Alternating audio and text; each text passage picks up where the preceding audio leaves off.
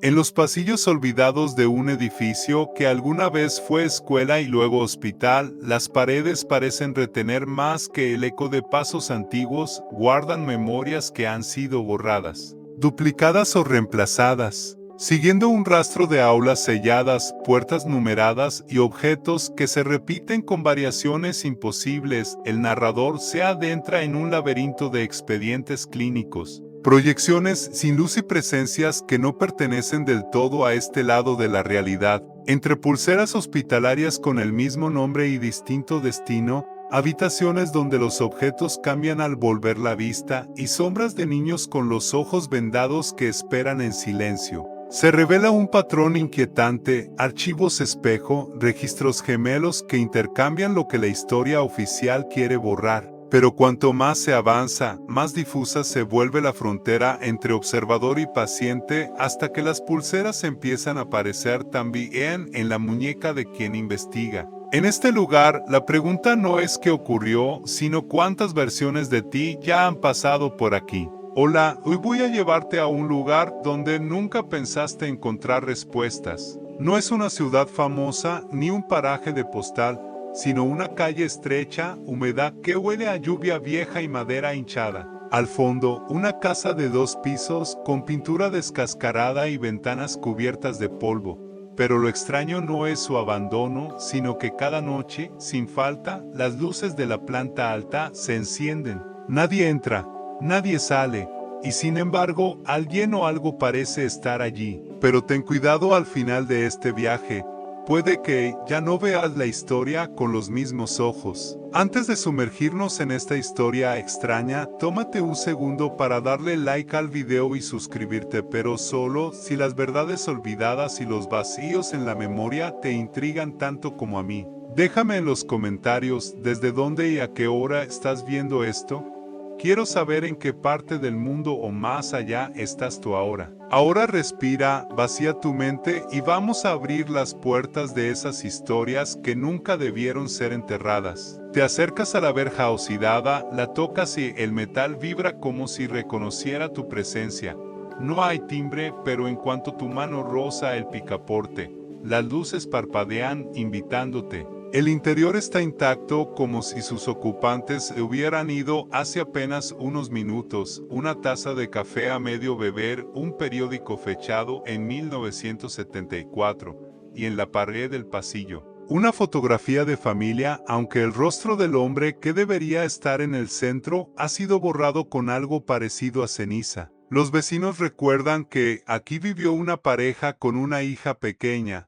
Dicen que el padre murió en un accidente en el puerto, aunque algunos juran haberlo visto rondando el barrio semanas después. Los archivos municipales registran la propiedad como abandonada desde hace 47 años, pero un acta de impuestos más reciente fechada en 1992 indica un pago hecho por una firma ilegible. Historiadores locales han intentado explicar las luces como un fallo eléctrico residual. Pero ¿cómo se explica que cambien de intensidad cuando alguien se acerca? Una vieja leyenda urbana habla de casas centinela que protegen algo oculto en su interior, lugares que no pertenecen del todo al tiempo lineal. Algunos incluso aseguran que las luces son un código, 2 destellos largos, uno corto, 2 más largos, un patrón repetido desde hace décadas. ¿Recuerdas la fotografía del pasillo?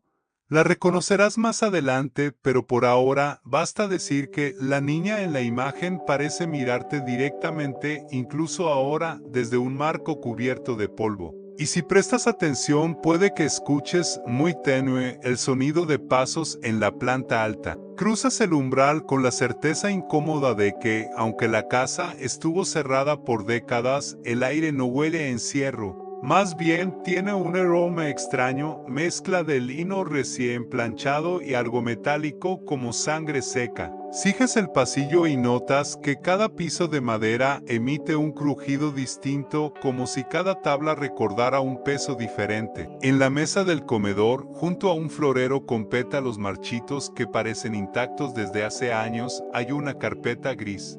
No tiene nombre en la portada, ni fecha, ni sello oficial.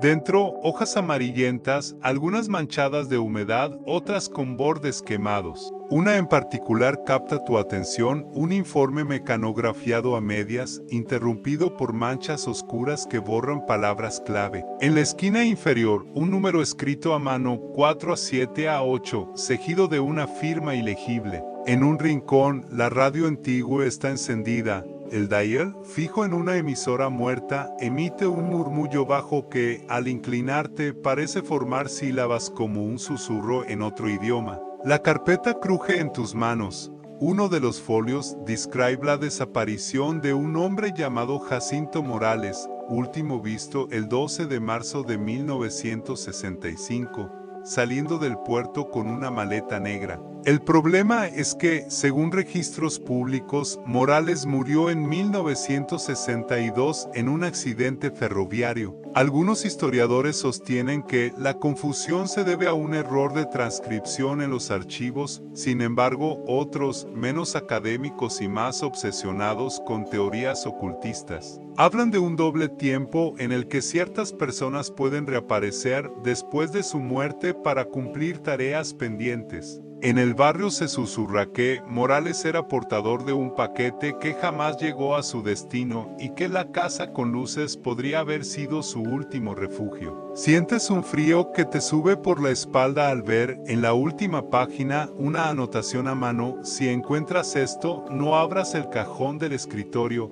El escritorio está a tu derecha. Su madera, oscura y agrietada, tiene la cerradura forzada como si alguien hubiera querido impedir que se cerrara. La radio, sin previo aviso, corta su ruido estático y reproduce una voz femenina. Regresa al puerto 4 a 7 a 8. Su timbre es bajo pero inconfundiblemente humano. En ese momento, el reflejo en el vidrio del aparador cambia. Donde debería estar tu rostro, aparece el de un hombre de bigote fino, mirada dura, traje de los años 60. Parpadea hacia el reflejo, vuelve a ser tuyo, pero la carpeta ya no está sobre la mesa. La desaparición de la carpeta no deja rastro, salvo un leve olor a papel húmedo que parece seguirte mientras subes la escalera. Cada peldaño cruje como si quisiera advertirte de algo. Al llegar al descansillo, una ráfaga de aire frío te golpea aunque todas las ventanas están cerradas. Sobre una mesita polvorienta encuentras un pequeño fajo de cartas. No están selladas, pero sí cuidadosamente atadas con una cinta azul deshilachada. Abres la primera. La fecha en la esquina superior izquierda dice 21 de agosto de 1983, aunque la tinta está fresca, como si hubiera sido escrita esta mañana. La firma es de alguien llamado Adela y el texto, escrito con letra inclinada, menciona un viaje a un pueblo costero que no figura en ningún mapa actual. Dice: llego el martes, no me esperes en la estación, si no me ves, sigue el sonido de las campanas. Cada carta siguiente parece más extraña que la anterior. Una está fechada en 1927, otra en 2004, todas firmadas por Adela. Todas dirigidas a la misma persona, a ti. Ninguna tiene dirección de entrega, y en todas se repite al final la misma frase: no abras la puerta hasta escuchar 3 golpes. En la penúltima carta, una hoja se ha pegado con otra, como si la tinta hubiera sangrado de un papel al otro, forzándolas a separarse. Leí lo que parece un fragmento de confesión. Lo escondí en la caja, bajo la cama del cuarto del niño. Si me encuentran, no digas mi nombre. Los historiadores de la región conocen una historia parecida, la de una mujer que enviaba cartas a su esposo desaparecido en la guerra civil sin saber que él había muerto. Las cartas, dicen, nunca llegaron a destino y se perdieron en un derrumbe de archivos. Sin embargo, lo que sostienes ahora parece contradecir esa versión. Las fechas no coinciden, los sellos no existen. Y algunas palabras están escritas con una ortografía que dejó de usarse hace casi un siglo. Los vecinos más viejos dicen que Adela no era un nombre, sino una clave para referirse a un contacto seguro en la época de la dictadura, alguien que podía mover mensajes sin dejar rastro. Otros insisten en que las cartas son parte de un juego cruel. enviadas por alguien que sabía que el destinatario jamás las recibiría. Un ruido seco interrumpe tus pensamientos. Proviene de la última puerta del pasillo, no 3 golpes, sino uno solo, largo y sordo. Miras hacia abajo y notas que una de las cartas, la más reciente, ha cambiado. Ahora su última línea dice: ya estoy aquí. Avanzas hacia la puerta del final del pasillo, llevando todavía en la mano la carta, que ahora parece más pesada, como si el papel hubiera absorbido humedad en segundos. El pomo es frío, casi helado, y cede sin resistencia. Dentro, el aire es espeso, con un leve olor a cera derretida. Las paredes están cubiertas por fotografías enmarcadas, retratos escolares en blanco y negro, todos de diferentes épocas, pero con la misma composición: una fila de niños sentados, otra de pie detrás, y un maestro al centro. En la fotografía más cercana a ti, un niño de cabello oscuro y ojos grandes parece mirarte directamente. Sientes que su rostro te resulta familiar, pero no logras ubicarlo. Te acercas a otro marco y notas algo perturbador.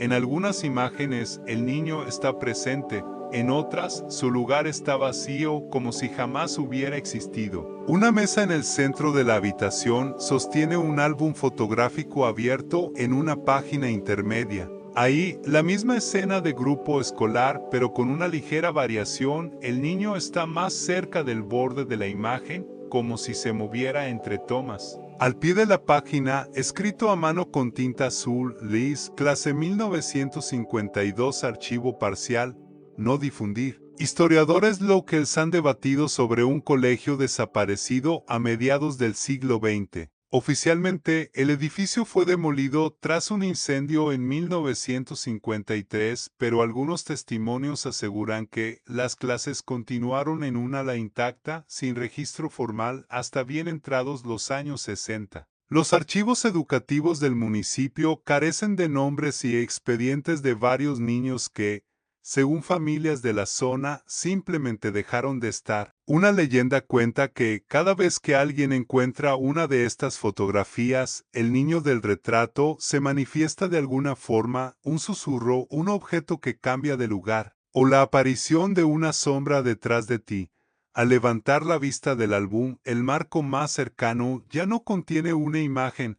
En su lugar hay un papel amarillento con un único número escrito: 178. El silencio se rompe con un sonido débil, como el paso de una página en el álbum, aunque tus manos no se mueven. Al mirar de nuevo, en la foto abierta, ahora hay un detalle nuevo. En la esquina inferior derecha, apenas visible, un maletín negro idéntico al que, según los documentos de la carpeta desaparecida, llevaba Jacinto Morales. Cierras el álbum con fuerza, pero una corriente de aire lo vuelve a abrir en la misma página. El niño, ahora en primer plano, sonríe levemente. Su mirada parece decir que sabe algo que tú aún no. Te alejas del álbum con la sensación de que cada fotografía te sigue observando. En un rincón de la habitación, sobre una estantería inclinada, hay una caja de madera con una etiqueta que apenas se sostiene. Dice simplemente cinta 5. El polvo cubre la tapa, pero las huellas frescas de unos dedos pequeños marcan el contorno. La abres con cuidado y encuentras una vieja cinta de carrete abierto, el tipo usado en grabadoras de los años 60. Junto a ella, un papel doblado con la advertencia: no reproducir después del anochecer. Sin embargo, en el fondo de la caja hay un pequeño grabador portátil con las pilas intactas. Colocas la cinta y presionas play. Al principio solo escuchas el siseo de fondo, pero pronto una voz masculina clara comienza a leer lo que parece el acta de un juicio. Nombres, fechas, cargos y luego una interrupción abrupta, como si el micrófono hubiera captado un ruido externo. Después, una voz femenina entra en la grabación. No hay registro de su presencia en el acta oficial, pero se la oye con nitidez: no está muerto. Aún no. La grabación se detiene unos segundos y el siseo se convierte en un golpeteo rítmico, como el de una pluma escribiendo sobre papel. Luego, otra voz, esta vez más grave, dice: 178. Caso cerrado. El tono no es el de un juez, ni de un abogado, suena más a alguien que dicta órdenes fuera de protocolo. En la historia judicial del país existió un caso polémico en 1968. Un juicio por desaparición donde el testigo principal jamás fue identificado y parte de las grabaciones fueron destruidas. Algunos académicos sugieren que la cinta sobreviviente es solo una recreación posterior, pero coleccionistas y aficionados a lo paranormal afirman que se trata del registro auténtico y que contiene fragmentos que cambian con cada reproducción. Cuando la cinta llega al final, en lugar de detenerse, comienza a reproducir una respiración profunda, pausada. El grabador vibra suavemente en tu mano como si respondiera a tu pulso. Sin pensarlo, retrocedes y miras hacia la puerta. Está cerrada. No la cerraste tú. Y justo antes de que la cinta se detenga, una última frase susurrada llena la habitación: el niño está aquí. El aire se vuelve denso, casi pegajoso, mientras bajas de nuevo la escalera con el grabador aún en la mano. Cada escalón parece absorber el sonido de tus pasos, como si la casa misma no quisiera que alguien supiera que te mueves por dentro. Llegas al vestíbulo y notas un detalle que antes no estaba. En la pared opuesta, colgada a la altura de tus ojos, hay una fotografía enmarcada de un puente metálico sobre un río ancho. El pie de foto reza: Puente San Álvaro, 1949. Lo reconoces vagamente, una estructura que, según mapas antiguos, unía dos márgenes de un valle industrial. Pero aquí está lo inquietante: en cualquier mapa moderno, el puente no aparece. Ningún archivo municipal menciona su demolición y los habitantes más jóvenes del lugar ni siquiera han oído hablar de él. Te acercas para ver mejor. La imagen parece normal, salvo por un detalle: en la orilla derecha, bajo la sombra de la estructura, hay una figura humana inmóvil mirando hacia el agua. Sus proporciones no encajan, parece demasiado alargada, como si la perspectiva estuviera forzada. Según ciertos registros ferroviarios, el puente San Álvaro fue clausurado en 1955 después de un accidente en el que un vagón de transporte cayó al río. Sin embargo, archivos militares desclasificados sugieren que el puente fue desmantelado como parte de una operación secreta para ocultar material sensible transportado la noche del incidente.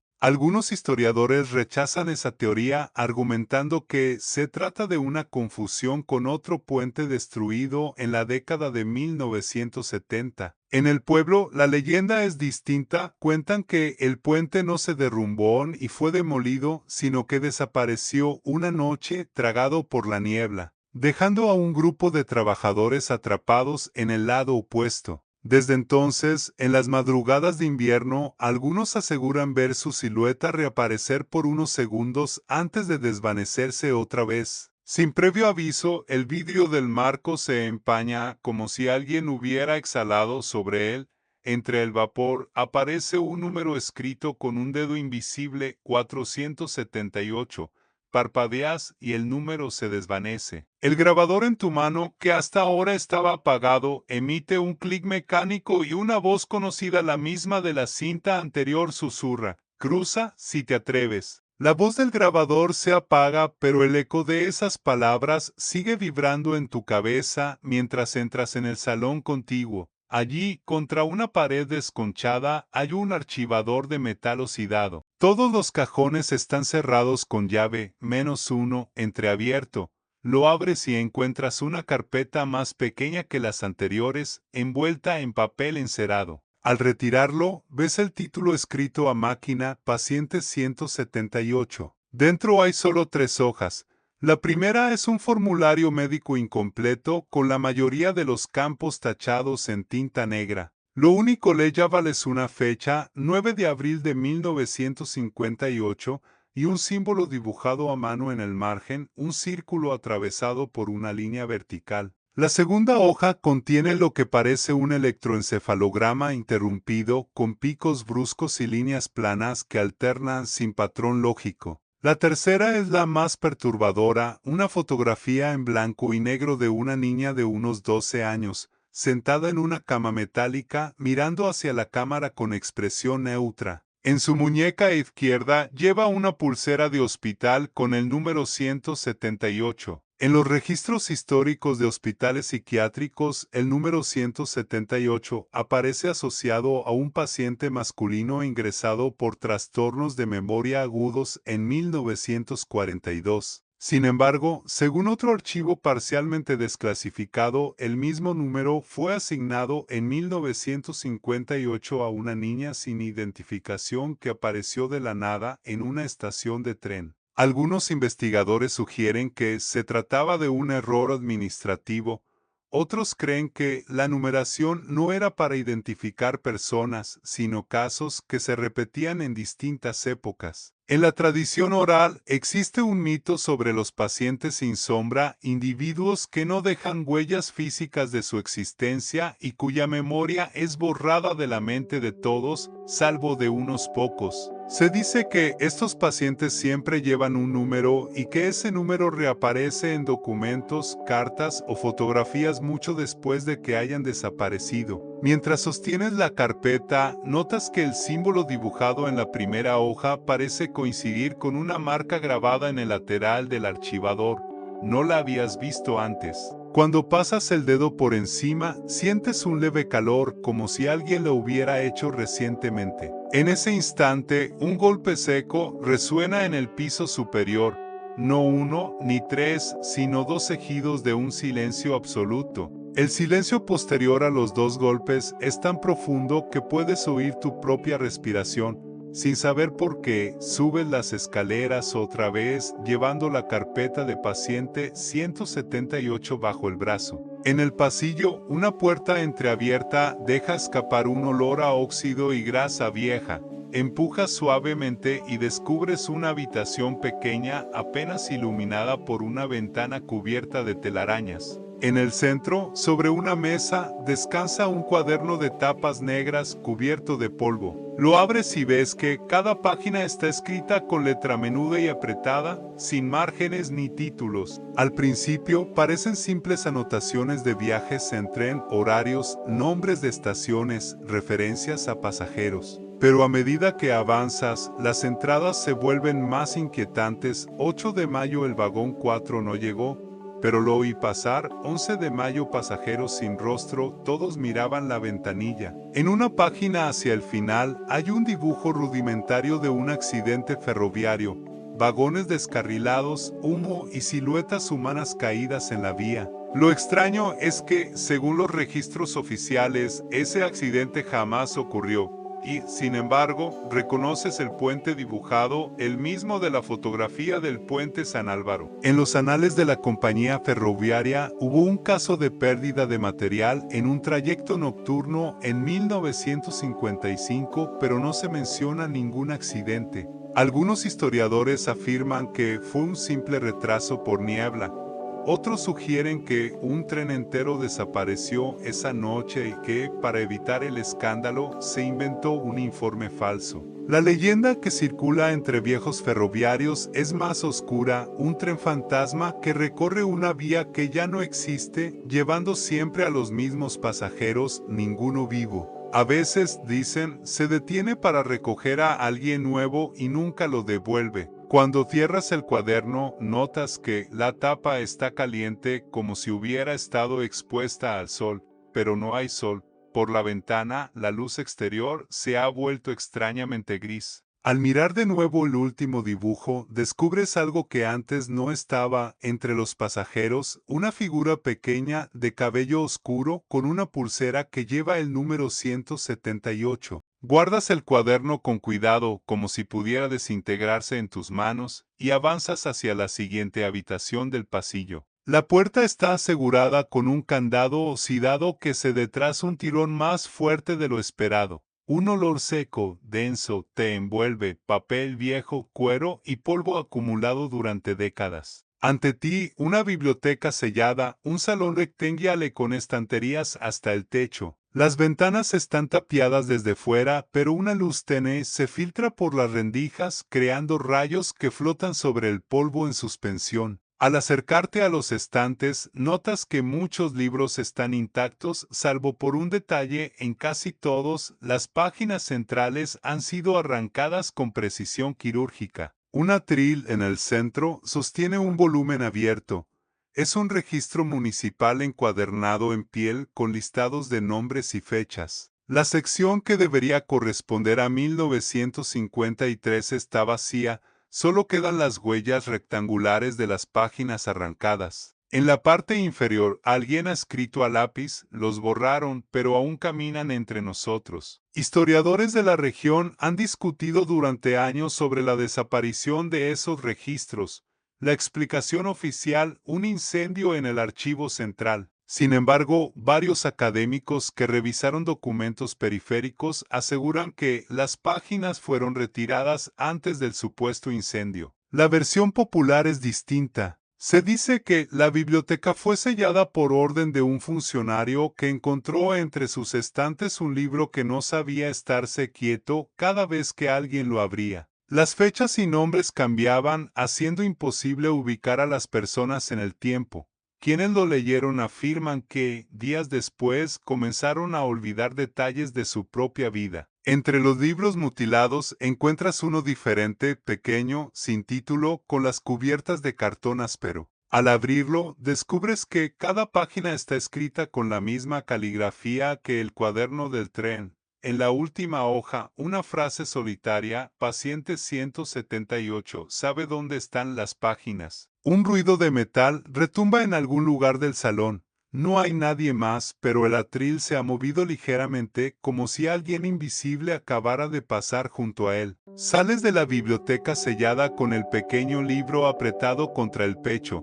El pasillo parece más largo que antes, como si la casa hubiera cambiado de forma mientras estabas dentro. Una corriente de aire frío se cuela por una rendija en la pared y en ese soplo percibes un olor a tierra húmeda, a pasto recién cortado. Sigues el rastro hasta una puerta lateral que antes no habías visto. Cruje al abrirse, revelando un camino de piedra que conduce a campo abierto. Al fondo se distingue un conjunto de casas bajas, casi todas en ruinas. Un cartel oxidado, inclinado hacia un lado, apenas deja leer unas letras borrosas: San Erario. ¿Reconoces el nombre? Aparece en un censo de 1932 como un pequeño pueblo agrícola, pero en los censos posteriores el nombre desaparece. No hay mención a su destrucción ni a su despoblamiento. Es como si nunca hubiera existido. Caminas entre las casas vacías. Algunas tienen muebles cubiertos con sábanas amarillentas, otras muestran paredes pintadas con símbolos que coinciden con el círculo y la línea vertical del expediente de paciente 178. En la plaza central, una fuente seca sostiene una pila de papeles arrugados. Al desplegar uno, ves que es un acta de nacimiento sin nombre del registrado, solo un número: 478. Historiadores local sugieren que San Erario fue absorbido por un municipio vecino y que sus habitantes se dispersaron. Sin embargo, ciertos testimonios recogidos por antropólogos indican que un día, sin previo aviso, los habitantes comenzaron a olvidar dónde vivían, y que algunos simplemente se fueron caminando sin rumbo. La leyenda del lugar habla del borrador, una figura vestida de negro que recorría las calles al amanecer, entrando a las casas y llevándose algo invisible. Cuando salía, la gente no recordaba quién era ni qué había perdido. Te detienes frente a la única casa que parece intacta. La puerta está cerrada con una cadena nueva, brillante. Al mirar por la ventana, ves una cama infantil perfectamente hecha y sobre la almohada una pulsera hospitalaria con el número 178. Te apartas de la ventana con un nudo en la garganta.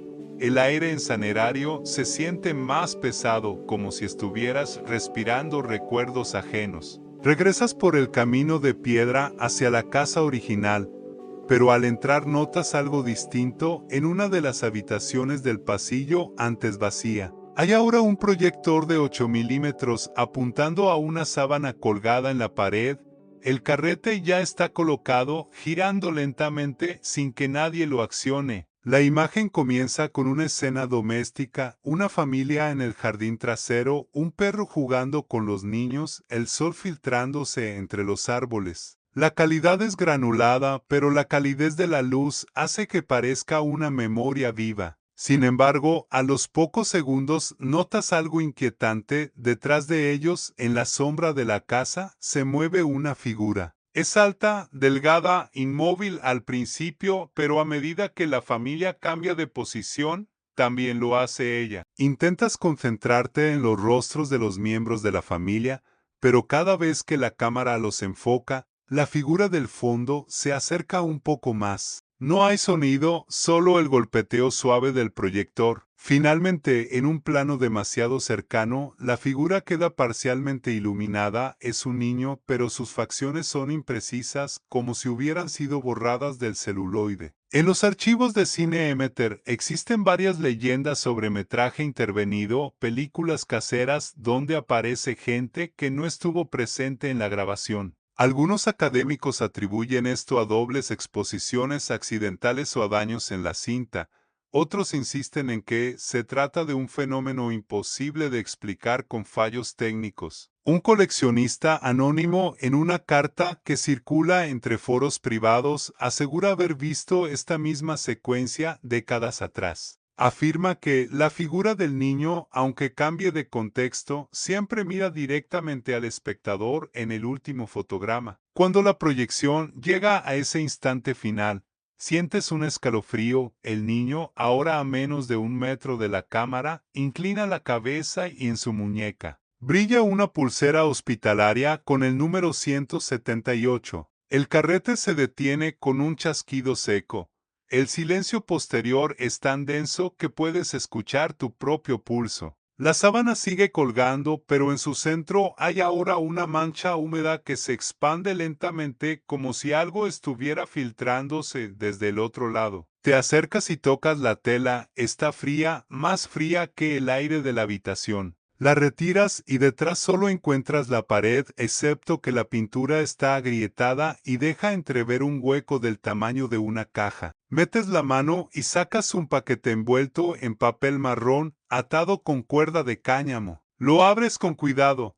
Dentro hay un cuaderno escolar de tapas duras, con el nombre Marina V escrito a lápiz en la primera página. Las hojas están llenas de ejercicios de caligrafía infantil, pero a partir de la mitad las frases se vuelven repetitivas, obsesivas. No debo recordar aparece cientos de veces, hasta que la tinta se desvanece. En la contraportada hay un bolsillo improvisado donde encuentras un recorte de periódico amarillento. El titular, apenas leía Val, dice: Escuela clausurada por irregularidades en experimentos pedagógicos. No hay fecha visible. El artículo está incompleto, como si lo hubieran arrancado de la imprenta antes de terminar. Una nota manuscrita, insertada entre las páginas, parece más reciente. Si llegas a leer esto, no busques la enfermería. El pasillo se repite. El fenómeno de espacios repetidos ha sido documentado por exploradores urbanos, pasillos que parecen infinitos, habitaciones que aparecen en varios lugares de un mismo edificio, y puertas que conducen siempre al mismo punto sin importar la dirección. La mayoría lo atribuye a errores de orientación, pero algunos arquitectos sostienen que existen construcciones deliberadas para perder a quien entra. Decides ignorar la advertencia y buscar la enfermería. Tras varias vueltas por la planta superior, llegas a una puerta con un cristal esmerilado y la palabra enfermería escrita en pintura descascarada. La abres. Dentro, todas las camas están vacías, salvo una en el fondo. Sobre la almohada descansa una pulsera hospitalaria. Esta vez, el número no es 178, es 179. El hallazgo te descoloca. Hasta ahora, el número 178 aparecía como una constante, casi un sello invisible en todo lo que has visto. El 179 introduce una variación inquietante, como si alguien hubiera alterado deliberadamente el patrón. Te acercas a la cama. La pulsera está intacta, de plástico blanco amarillento por el tiempo, con tinta aún nítida. Debajo de ella, doblada con precisión quirúrgica, hay una hoja arrancada de un cuaderno de hospital. en letras pequeñas y ordenadas, alguien ha escrito: si encuentras el otro número, sabrás quién falta. La frase resuena en tu mente. Empiezas a buscar en los armarios metálicos de la enfermería. La mayoría están cerrados con candado sidado, pero uno cede con facilidad. Dentro hay frascos de medicamentos etiquetados en latín, vendas y una carpeta de informes clínicos. En el primer informe, fechado en 1963, aparece el nombre Marina A.V., edad 9 años, diagnóstico, amnesia inducida. El segundo expediente corresponde a paciente 179, pero su nombre está tachado con tinta negra tan gruesa que el papel se ha deformado. Al fondo de la carpeta hay una fotografía en blanco y negro. Dos niñas en camas contiguas mirando a cámara. Una es claramente Marina, la otra su rostro parcialmente cubierto por una venda en los ojos. Sin embargo, en el borde inferior de la foto hay algo que la cámara no debería haber captado: una sombra infantil en la tercera cama, aunque en el encuadre solo deberían existir dos. En la enfermería, el aire se enfría de golpe. Miras hacia la tercera cama real y ahora, sin que hayas escuchado pasos, hay una figura sentada en ella. Su silueta es pequeña, pero permanece inmóvil. Cuando intentas enfocar, los rasgos se difuminan como en la película del proyector. Las leyendas sobre pacientes dobles cuentan que, en ciertos hospitales psiquiátricos antiguos, algunos enfermos no tenían un registro único, compartían identidad con otro, intercambiando síntomas y recuerdos hasta que nadie podía distinguirlos. El niño o la niña levanta la muñeca. Lleva dos pulseras hospitalarias superpuestas, 178 y 179. Las dos pulseras, una sobre la otra, parecen un error imposible, como si el tiempo hubiera confundido sus archivos. La figura en la cama no habla, solo inclina la cabeza hacia la puerta como invitándote a salir, pero el gesto no transmite alivio, sino urgencia. Obedeces, aunque cada paso hacia el pasillo se siente más pesado, como si la gravedad aumentara. Afuera, el corredor es idéntico al que cruzaste antes, salvo por un detalle: todas las puertas están numeradas con 3 dígitos, empezando en 176 y descendiendo hasta 170. No hay rastro de las aulas ni de la sala de proyección. Al llegar a la puerta 170, descubres que el pomo está envuelto en gasa manchada de algo oscuro. La gasa se adhiere a tu mano como si estuviera húmeda. Empujas y entras. Dentro, la habitación está vacía salvo por una camilla metálica en el centro. Encima hay un proyector portátil, encendido pero no proyecta luz. El carrete está girando lentamente, aunque no hay película en él. A medida que te acercas, el sonido de la cinta inexistente se mezcla con un susurro que no proviene de ninguna dirección concreta. Reconoces algunas palabras: paciente duplicado, archivo incompleto, reinsertar memoria. Sobre la camilla, junto al proyector, hay un sobre abierto con 2 fichas clínicas. En una se les 78 Marina A.V., en la otra 179 Marina A.V., misma letra, misma foto, misma fecha de ingreso. La única diferencia está en la última línea. En la ficha 178, memoria borrada, éxito. En la ficha 179, memoria borrada, fallo. Contención requerida. Las historias de archivos espejo hablan de expedientes que existen en pares opuestos, uno oficial y otro oculto, reflejando lo que nunca debería registrarse. Si uno se destruye, el otro absorbe lo que queda. El proyector se detiene y en la pared frente a ti aparece, sin luz aparente, la sombra de una niña con vendas en los ojos, extendiendo la mano hacia donde estás. No hay foco, ni haz luminoso, pero la sombra se mueve como si respirara. La mano vendada se abre y cierra, insistente, y sientes que no responder sería romper un pacto invisible. Das un paso al frente y, al tocar la pared, la superficie no es fría ni dura, sino blanda, como si estuvieras presionando una tela húmeda. La sombra, al sentir el contacto, inclina la cabeza y la pared se ondula como agua oscura. De pronto, la habitación se apaga. No queda el proyector, ni la camilla, ni el sobre con las fichas. Estás de pie en un aula desconocida, pupitres alineados, pizarras con palabras medio borradas en tiza, y en cada mesa una pulsera hospitalaria con un número distinto. Ninguna es 178 o 179. Desde la puerta entreabierta llega un murmullo colectivo, como si varias voces repitieran una lección al unísono. Te acercas y espías por la rendija, el pasillo está lleno de niños sentados en el suelo, todos con vendas en los ojos, girando las pulseras en sus muñecas. Entre ellos, una figura más alta, posiblemente una enfermera, sostiene un archivador que parece más grande que ella misma. En el lomo del archivador, escrito a mano, Liz, aulas de contención, alumnos y número. Las voces se detienen al mismo tiempo. Sin que hayas hecho ruido, todos los niños giran la cabeza hacia la puerta. No puedes ver sus ojos, pero percibes que miran directamente a ti. La enfermera cierra el archivador con un golpe seco, y el eco se propaga como si viajara por pasillos infinitos. Cuando bajas la vista, descubres que en tu muñeca hay dos pulseras, una con el número 178 y otra en blanco, esperando que alguien la escriba.